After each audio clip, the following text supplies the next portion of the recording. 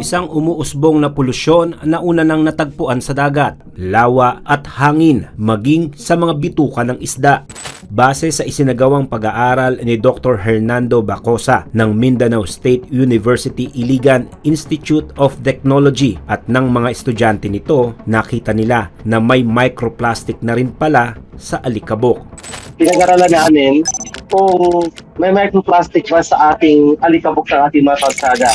So si Jeron po, pinag-aralan niya yung microplastic sa alikabok ng Iligan, yung kay JR naman, yung microplastic naman sa alikabok ng Metro Manila at Metro Cebu. Yung Manila, yung average niya per square meter is 140 microplastics sa isang metro kwadrado ng alikabok sa Manila. Yung sa Iligan naman, halos 40 microplastic per square meter sa Iligan.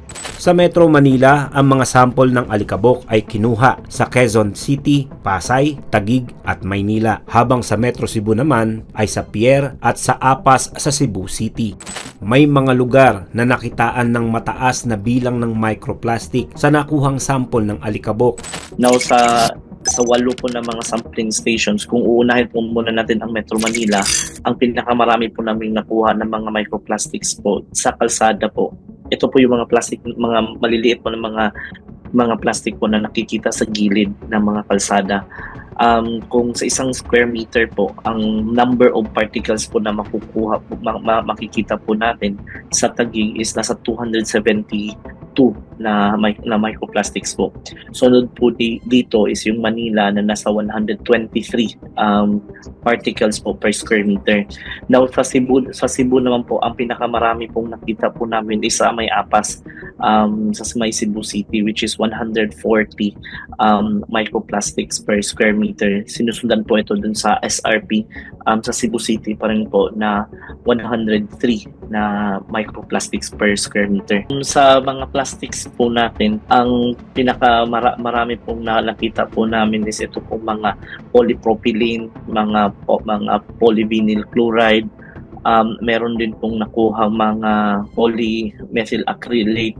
Ito po yung mga plastics po na mostly galing po to sa mga lalagyan po ng mga sisidlan po ng mga pagkain, and yung meron din pong nakuha na polyester na galing potentially po galing po sa mga damit po natin or mga textiles nito.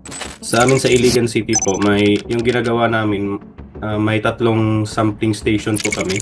Ibali 3 barangay or sampling station na ginawa namin. Ito yung Barangay Tibanga, Barangay Palao at Barangay Poblacion po. At nag-focus talaga kami sa urban center po, sa sentro ng city. So sa nakuha namin, ayon sa aming research sa Iligan City, may 265 microplastic particles na nahanap sa 3 barangay or station. At yung Barangay Tibanga ang may pinakamataas na konsentrasyon na nagpakita ng malawakan na microplastic pollution sa road dust po. Dito naman, ang density, yung items per square meter po na natuklasan sa Tibanga is naka-average po ng 48.9 po, around 48.9 items per square meter. Sumusunod naman yung Barangay Palao, which is 36, and then lastly Poblacion po, which is 32.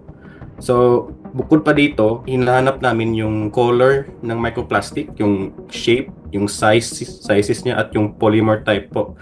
Yung sa color naman po, karamihan ay blue fibers po na nakita namin, which is 90.7% sa natuklasan namin na microplastic, na may sukat mula sa less than or equal to 100 micrometers po hanggang 5,000 micrometers, or we can say 0.1 millimeter to 5 millimeters po. Ito ang unang dokumentasyon po ng microplastic pollution sa road dust sa Mindanao at nagpapakita ng widespread presence ito sa urban areas. Sa sources naman po, nakita natin yung blue, yung color niya, which is blue, yung shape niya, blue fibers yung nakita namin, most likely. Kasi yung shape kasi, merong natuklasan namin may fibers, fragments at iba pa na mga shape, pero yung fibers talaga ang nakaramihan nakita namin. So nakita namin blue fibers na microplastic, at ito may yung polymer type niya, polyester yung natuklasan namin na marami. Ito yung polymer type kasi, ito yung nagsasabi na anong posibleng main sources po na microplastic.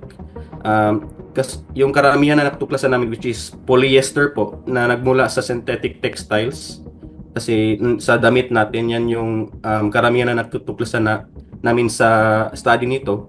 At hindi lang synthetic polyester, merong iba pang polymer type na tuklasan namin, kasama rin yung ethylene propylene, ethylene vinyl acetate, at polyacrylamide po, na posibleng nanggagaling din sa sasakyan, mga vehicular sources po, at sa industrial sources po.